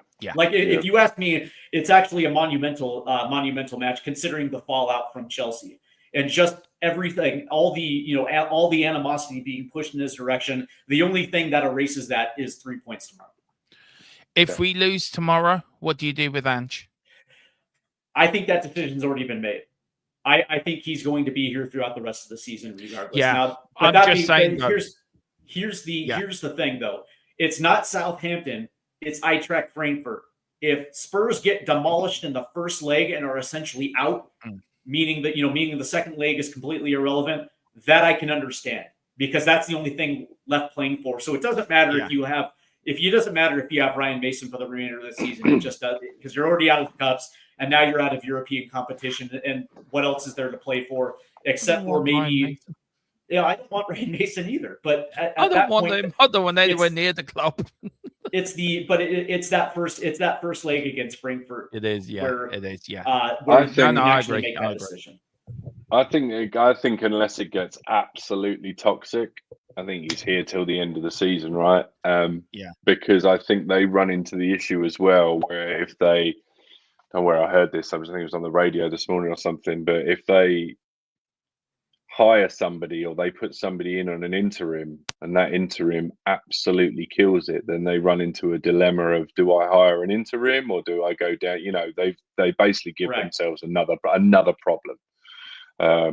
But just quickly in the chat, Spurs Diehards Adrian says Sonny 11 goals, 11 assists this season. So absolutely, like he has he's not been bad, but by Sonny standards, obviously, you know, the decline I think is there for us all to see a little bit. And the one thing I will say, like I absolutely love Sonny to bits, but I don't have, and I think I'm only reiterating kind of what Ange has said or what Ange has alluded to. I think I haven't got time for nostalgia. I haven't got time for people to find their feet. I haven't got time for people to play themselves into form. Like people actually need to start, you know, putting actually start fucking talking with their feet, right? But here's the other thing, though, right? Even at the height of our injury crisis, Sonny wasn't one of those players that missed time, right? So you talk about playing yourself into form. Well, he's been here the entire season. Yeah. Yeah. I think the combination of a combination of missing Harry Kane, having a disjointed front line, trying to learn Solanke's game, having a mishmash of a midfield, having a left back behind him who has either been injured, trying to himself play himself into form. I'm talking about Udogie. I don't know. I think when the captain's armband weighs so heavy on him. I don't care what anybody says. I know everyone says, "Oh, he's the captain of South Korea." I just think it was a lot to ask to essentially cut one of his limbs off in Harry Kane and then put something very heavy on another limb. And I just think he's been dealing with a lot of stuff that he didn't need to deal with. I think if they'd have given the armband to somebody else and let Sonny just concentrate on being Sonny and not try and be the focal point of a team that, you know, was still trying to find itself, I don't know. I think it was just a little bit too much for the guy. I love him to bits. As an impact player, I think if you can get the first 50 minutes out of him or give him a solid second half, I think that's probably what his game amounts to now. I just constantly wheel him out 90 minutes after 90 minutes just because he's the captain. I haven't got time for that. You know? And also the injury, we don't know how much of an impact that had on him as well when he was out injured. How much that's taken out of him as well. So and also, as you say, at his age, you start losing a step, especially with his pace. And the first thing that goes, yeah, I know. Believe me, I know myself. But you look at Michael Owen. What was the first thing that went with him? Was his speed. Yeah. It's Sonny it's usually the first thing that does go, right? I mean, look at the legends the other day. They weren't particularly, apart from Aaron Lennon, who I think could still do a job for 20 minutes. But all of them, none of them had lost their touch. Like all of them have still got it. So yeah, usually pace is the first thing that goes, right? Certainly was with me, and I wasn't fast to begin with. All right, we're gonna close out with this because we're at the end, and it's interesting because you know, I keep hearing different names being rumored and being mentioned as the next Tottenham Hotspur manager. I think we're putting the cart before the horse with it because the first thing that probably should be talked about is the director of football. I would like, if that move to Paratici is going to happen, I'd rather have him being in charge of it. But the interesting thing about it, though, is that you hear the names Andoni Iraola, you hear the names Marco Silva, you hear Thomas Frank being mentioned. Me personally, I don't like necessarily any of those names. That's the first thing. But also the second thing that has to be mentioned is all of them come with release clauses because they still have one more year left in their contract, meaning that if Spurs want any of them, including, you know, Langer's, you know, Danish brother from another mother, Thomas Frank, you're going to have to play. I love saying that, by the way. You're going to have to pay to get them through the door. The other thing is if they do have to pay a hefty price to get them through the door, to me, that means you're taking something away from the summer transfer market. And that's something that Spurs have not done. They didn't pay to get Pochettino through the door. They didn't pay to get Mourinho. They didn't pay to get Conte or Nuno. All of those guys were available prior to their appointments. Correct. And I know that Audio Artisan has mentioned the name Gareth Southgate. He's also available as well too. But outside of that, I have to ask this question. Number one, Drew, what do you think about this? But also, if they don't go for one of those guys because they don't want to pay to get them in, who's available that makes sense for this club that actually is going to be better than what we have already. So first and foremost, I would like to preface this or caveat this by first of all saying that my ideal scenario would be a Postecoglou Paratici axis. I'd like to get Langer out the way. I'd like to get those two together. I'd like to get a couple of real backbones in the team, maybe move a couple of people on, not have too much upheaval in the summer. Just to, 2-3 really, really solid additions, get rid of a couple, promote a couple from the under 21s. And I think if we set realistic expectations, I think that's a decent squad. If we're having to talk about, because I have said I hate talking about other people being in a job when someone's in a job. Yeah, I just feel a bit dirty about it. But for the sake of conversation, Iraola, I'll take nothing away from the guy. I think he's been fantastic for Bournemouth. He's done really, really well with what he's had.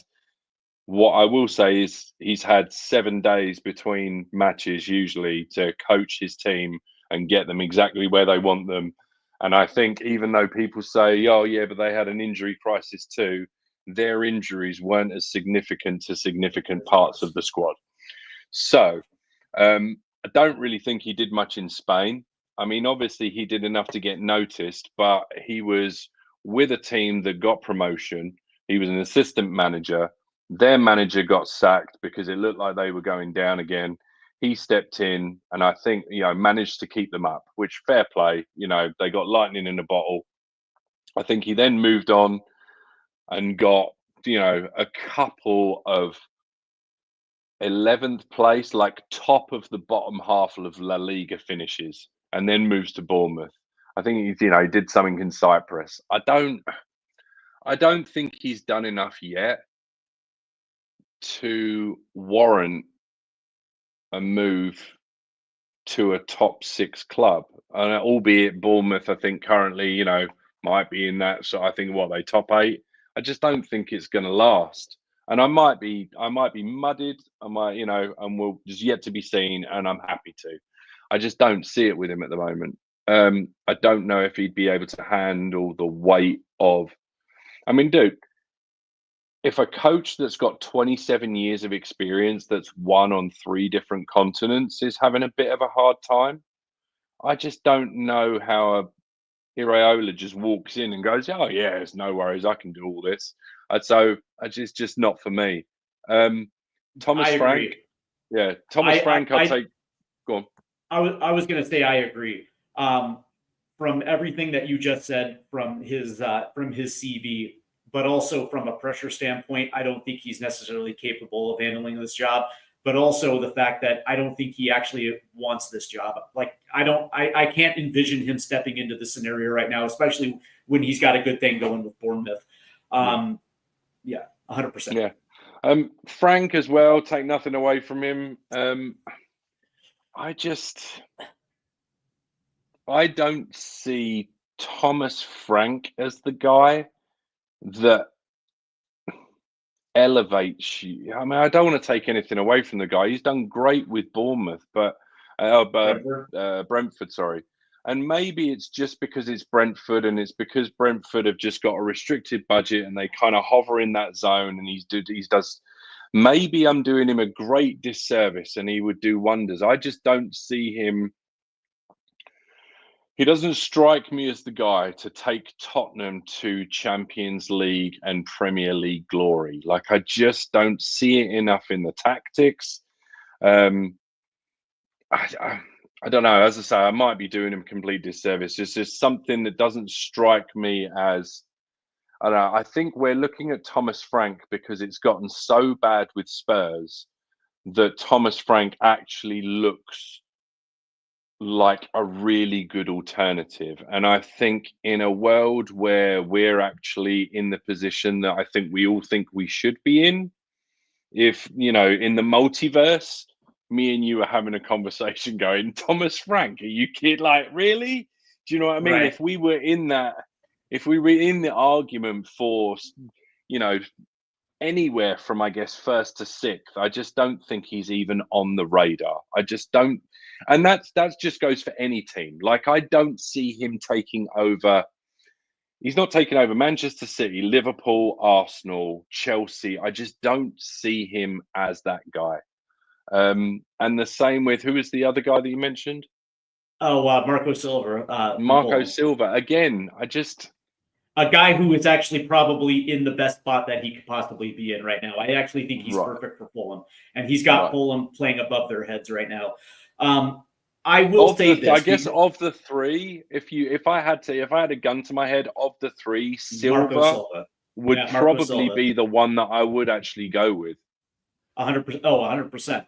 Because he's bringing a few guys with him from Fulham, which means we'll see Anthony Robinson in a Spurs shirt, and I love that. So, but the other thing that's worth considering is what happens after the 2026 season, and then more specifically the summer of 2026, because there will be a former Spurs coach that is going to be available once that contract ends, and I'm talking about Mauricio Pochettino.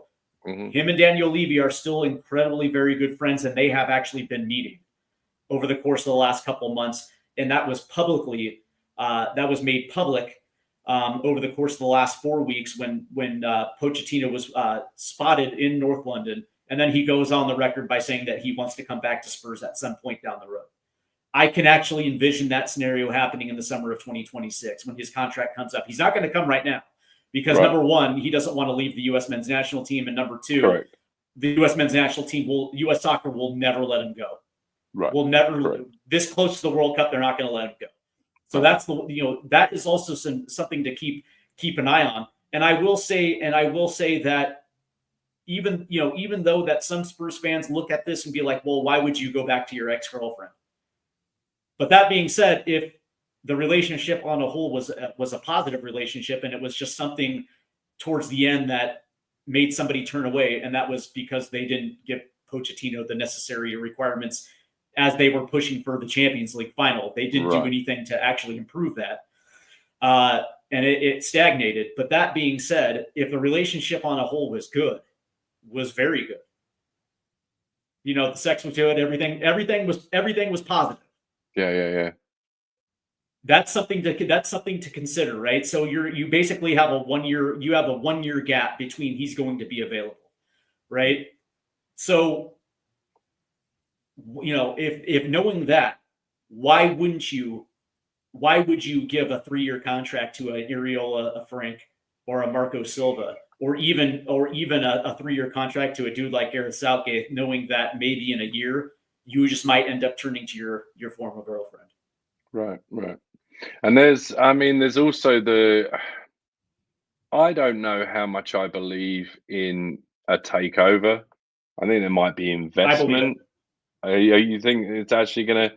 I mean, well, maybe that all coincides then. Maybe the investment comes in, the takeover happens, and then those people that are taking over, maybe they bring the prodigal son home.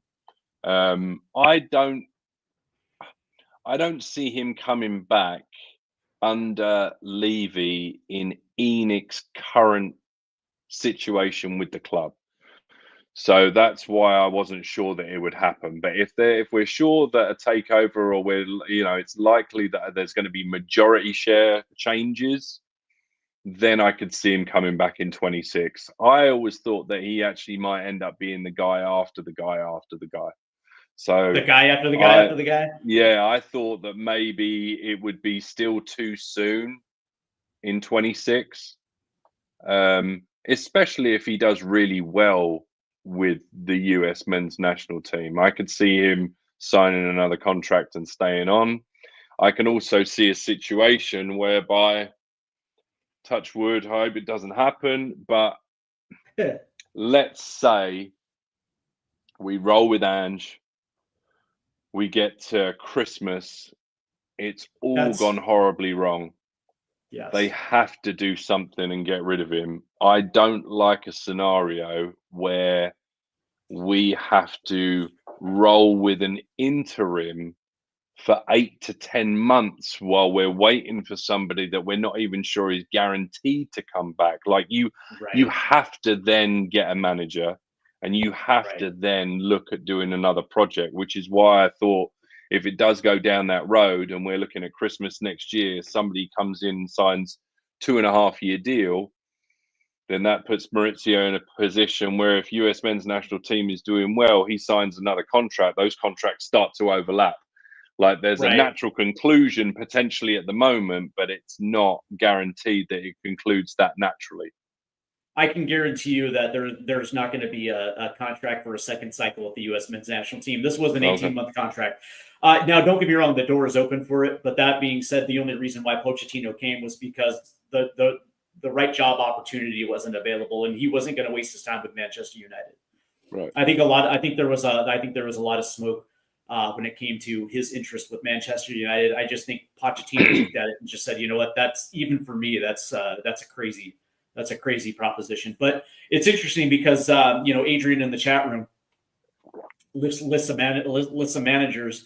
It looks like from his standpoint, he's got Julian Lopetegui on that list, which don't want any of those. I mean, yeah, let's go back to that for a sec, if you don't mind, absolutely. unless you need to wrap up. Nope. Yeah, I mean, as I say, I would, if at a push, gun to my head, I'd take Silva. Frank, I spoke about Terzic. Terzic, I think, was lightning in a bottle. Dortmund through and through. Ended up taking Dortmund to a final, which they lost. I just don't. It just doesn't fill me with joy. Inzaghi, I don't think Italians travel particularly well, especially to the Premier League. Xavi, I don't think he's coming. I just and Lopetegui, I don't. Audio Artisan says that's why I think Southgate is coming in. He's got a high profile, good with the media, used to working with and developing young players, and I think he's the yes man type that Levy you wash your mouth out with soap, Audio. You wash your mouth out with soap.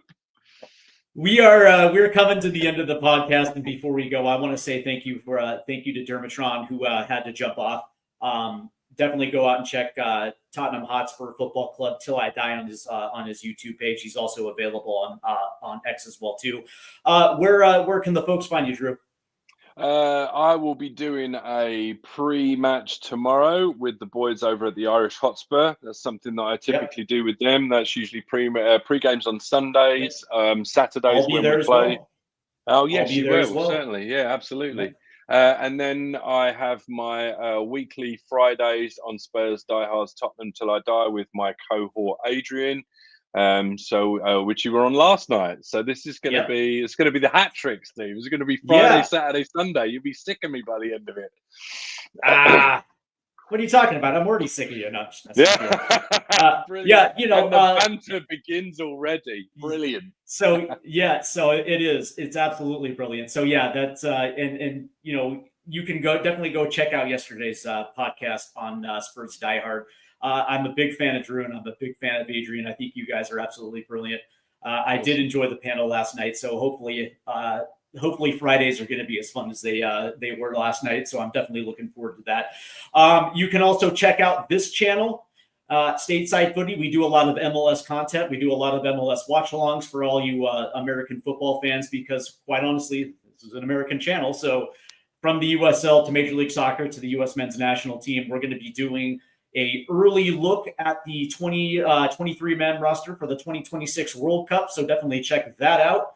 Let me ask you a question real quick. Do you, Drew, do you like the U.S. men's national team? Are you a big fan of the Stars and Stripes? I actually don't mind them. I've been to a few of their games, and actually, I'd say a very good friend. We used to work together. I don't see him as much as I should, but a very good friend of mine, Chris Donahue, and his brother run the American Outlaws. So very cool. yeah. So I've been to a couple of their bashes over at Sporting Park, because obviously being Kansas City, Missouri, it's a stone's throw to go and watch them play. And I definitely feel terrible for Sporting Kansas City supporters as they lost their head coach and Peter Vermees. That did not go well this year. So all you Sporting Kansas City fans that are looking forward to the U.S. Open Cup or Lakes Cup, it's going to be a tough season, and I do apologize. It is what it is. This is the comings and goings of Major League Soccer. So definitely check that out. You can catch me tomorrow on the Irish Hotspur. And you'll probably see me floating around the Tottenham YouTube verses. I think I'm coming on today on Dermotron's channel. So I'll be doing that today, and I think I'm doing it tomorrow after the Irish Hotspur. So I'll definitely be around. You can check me on Twitter at Stateside Footy. The bio's on the bottom, and then also on Instagram as well too. Although I'm not really all that active on Instagram, but you're more than welcome to follow me there. That's going to do it for us, Drew. I want to say thank you for coming on this morning, taking a little bit of time out of your morning. I definitely do appreciate it, my guy. No, that's awesome. It's been great fun. I love talking, and it's a pleasure to talk with you. It's good. By the way, is that a Christian Eriksen kit in the back right behind you? So, certainly is. It's Christian Eriksen and my boy Toby Alva. Yeah, Toby. Yeah, I was just curious about that. I thought maybe a Clint Dempsey jersey might be hanging in the back there. I was like, oh, that would have been sweet. That would have nailed the relationship. We'd be doing this. There'd be a show. By the way, I'm getting one. So keep that in mind. I'm going to search the interwebs for a Clint Dempsey Tottenham Hotspur shirt, and if not, then I'm going to make one. So it is what it is. So yeah, exactly. Thank you. Yeah. Thank you for tuning in. I want to thank Adrian that's in the chat. I want to thank Audio Artisan and Peter. I want to thank everybody who tuned in and joined the conversation. I definitely appreciate it. So thank you, and we'll see you next weekend. Go Spurs. Go Spurs. Take care.